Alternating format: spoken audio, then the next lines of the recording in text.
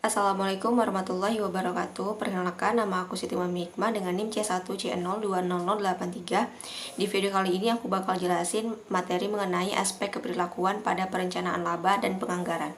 Tujuan video ini dibuat adalah untuk memenuhi tugas mata kuliah akuntansi keperilakuan dengan dosen pengampu Bapak Dr. Wirmi Eka Putra SE MSI CIQ NR CSRS.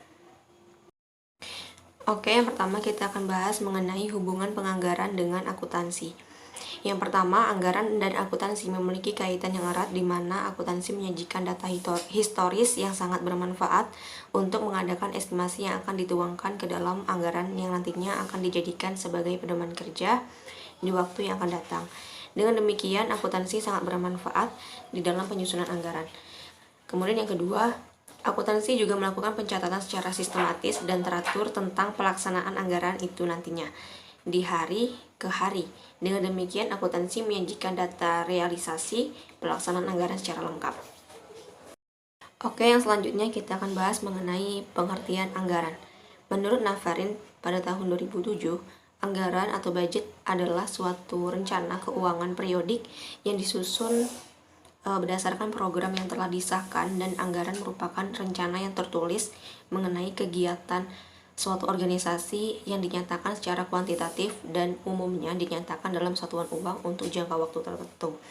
Kemudian anggaran mempunyai dua peran penting di dalam perusahaan, di mana satu sisi anggaran itu berperan sebagai alat untuk perencanaan atau planning, dan di satu sisi lainnya anggaran berperan sebagai alat untuk pengendalian atau kontrol jangka pendek bagi organisasi. Pokok penjelasan yang selanjutnya yaitu tujuan penyusunan anggaran. Yang pertama, anggaran untuk menyatakan harapan atau sasaran perusahaan secara jelas dan formal. Yang kedua, anggaran tujuannya untuk mengkomunikasikan harapan manajemen kepada pihak-pihak yang terkait. Yang ketiga, anggaran untuk menyediakan rencana terperinci mengenai aktivitas dengan maksud mengurangi ketidakpastian dan memberikan pengarahan yang jelas. Yang keempat, anggaran untuk mengkoordinasikan cara atau metode yang akan ditempuh dalam rangka memaksimalkan sumber daya. Yang kelima, anggaran tujuannya untuk menyediakan alat pengukur dan mengendalikan kinerja individu dan kelompok. Oke, yang selanjutnya yaitu prosedur penyusunan anggaran. Yang pertama, bagian administrasi.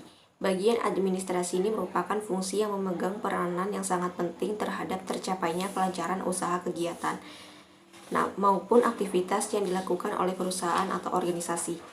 Administrasi ini didefinisikan sebagai keseluruhan proses kerja sama antara dua orang atau lebih yang didasarkan atas rasionalitas tertentu dalam rangka pencapaian tujuan yang telah ditentukan sebelumnya, dengan memanfaatkan sarana dan prasarana tertentu secara berdaya guna dan berhasil guna. Kemudian yang kedua yaitu bagian keuangan.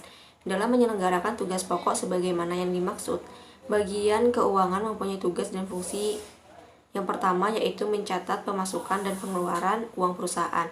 Yang kedua yaitu membuat laporan keuangan untuk dilaporkan ke pemilik dan ke bagian administrasi pajak. Yang ketiga melakukan pembayaran gaji karyawan setiap bulannya.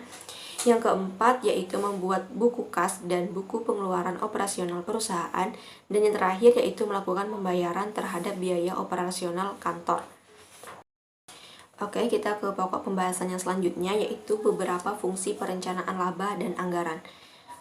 Perencanaan laba merupakan pengembangan dari rencana operasional untuk mencapai sasaran dan tujuan perusahaan. Laba sangat penting di dalam perencanaan karena rencana yang diharapkan itu adalah laba yang memuaskan. Perencanaan laba perusahaan terdiri dari anggaran operasi terperinci dan anggaran laporan keuangan. Secara fundamental, 3 pendekatan dapat dipilih dalam menata sasaran laba, yaitu yang pertama dalam metode a priori. Sasaran labanya ini mendominasi kepada perencanaan perusahaan. Yang kedua adalah metode posteriori, yaitu sasaran laba yang merupakan subordinasi dari perencanaan dan dinyatakan sebagai suatu hasil dari perencanaan. Yang ketiga yaitu dalam metode pragmatik.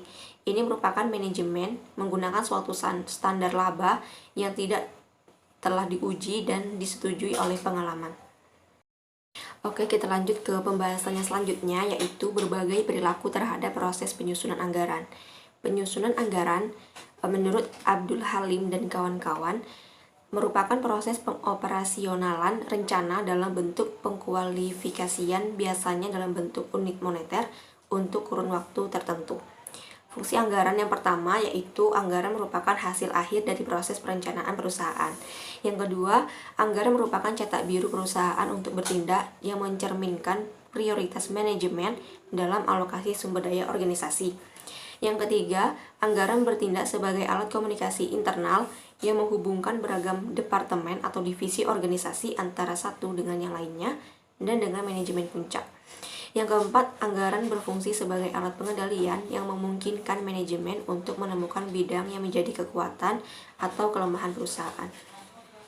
Nah, yang selanjutnya yaitu pandangan perilaku terhadap proses penyusunan anggaran. Yang pertama, penetapan, yang kedua, implementasi, yang ketiga, pengendalian dan evaluasi kinerja. Yang pertama, tahap penetapan tujuan. Ini merupakan aktivitas perencanaan yang dimulai dengan menerjemahkan tujuan organisasi yang luas ke dalam tujuan aktivitas khusus. Yang kedua, tahap implementasi, yaitu rencana formal digunakan untuk mengkomunikasikan tujuan dan strategi organisasi serta untuk memotivasi orang secara positif dalam organisasi. Yang ketiga, yaitu tahap pengendalian dan evaluasi kinerja. Setelah anggaran diimplementasikan, maka anggaran tersebut itu berfungsi sebagai elemen kunci dalam sistem pengendalian. Baiklah, kita sambung ke pembahasan selanjutnya, yaitu konsekuensi disfungsional dari proses penyusunan anggaran. Di sini yang pertama ada tidak percaya diri. Riset yang telah menemukan sejumlah besar rasa tidak percaya diri terhadap seluruh proses anggaran pada tingkat penyelia didasarkan kepada keyakinan penyelia bahwa anggaran itu hanya mengkonfirmasi apa yang telah diketahui oleh penyelia. Yang kedua, anggaran itu seringkali digunakan untuk memanipulasi penyelia. Yang ketiga, laporan anggaran menekankan pada hasil bukan pada alasan. Yang keempat, anggaran mengganggu gaya kepemimpinan penyelia tersebut. Yang kedua, ada resistensi. Salah satu alasan utama adalah bahwa anggaran menandai dan membawa perubahan, sehingga ancaman terhadap status quo. Alasan lain dari resistensi ini adalah bahwa proses anggaran memerlukan waktu dan perhatian yang besar. Kemudian yang ketiga ada konflik internal. Ini adalah gejala umum dari konflik internal, yaitu ketidakmampuan untuk mencapai kerjasama antar pribadi maupun antar kelompok selama proses penyusunan anggaran. Konflik internal ini menciptakan lingkungan yang kompetitif dan bermusuhan. Kemudian yang keempat ada efek samping lain yang tidak diinginkan. Anggaran ini barangkali menghasilkan pengaruh lain yang tidak diinginkan. Salah satu dari hal lain ini adalah terbentuknya kelompok informal yang kecil yang tujuannya untuk menentang tujuan dari anggaran. Tujuan mereka adalah untuk mengurangi ketegangan yang ada. Oke, kita lanjut ke pembahasan yang selanjutnya, yaitu konsep keperlakuan yang relevan dalam proses penyusunan anggaran. Yang pertama, ada tahap penetapan tujuan. Tujuan organisasi sangat dipengaruhi oleh tujuan anggota organisasi yang dominan, yang secara kolektif mempunyai pengendalian yang mencukupi atas sumber daya organisasi untuk membuat komitmen ke arah tertentu atau untuk menahan diri yang lain. Kemudian yang kedua, ada keselarasan tujuan. Keselarasan tujuan atau kompatibilitas ini akan terjadi ketika individu memandang bahwa kebutuhan pribadinya dapat dipenuhi dengan mencapai tujuan organisasi. Lalu yang ketiga ada partisipasi. Ini merupakan suatu proses pengambilan keputusan bersama oleh dua bagian atau lebih pihak, di mana keputusan tersebut itu akan memiliki dampak masa depan terhadap mereka yang membuatnya. Agar partisipasi menjadi efektif, partisipan harus memiliki input yang real terhadap keputusan dan pandangan mereka harus memiliki bobot tertentu dalam hasil akhir. Kemudian manfaat partisipasi. Salah satu manfaat dari partisipasi adalah bahwa partisipan menjadi terlibat secara emosi dan bukan hanya secara tugas dalam pekerjaan mereka. Partisipasi ini dapat meningkatkan moral dan mendorong inisiatif yang lebih besar pada semua tingkatan manajemen. Oke, pembahasan yang terakhir yaitu tahap implementasi. Yang pertama, pengkomunikasian anggaran. Kontroler atau direktur perencanaan bertanggung jawab untuk mengimplementasikan anggaran.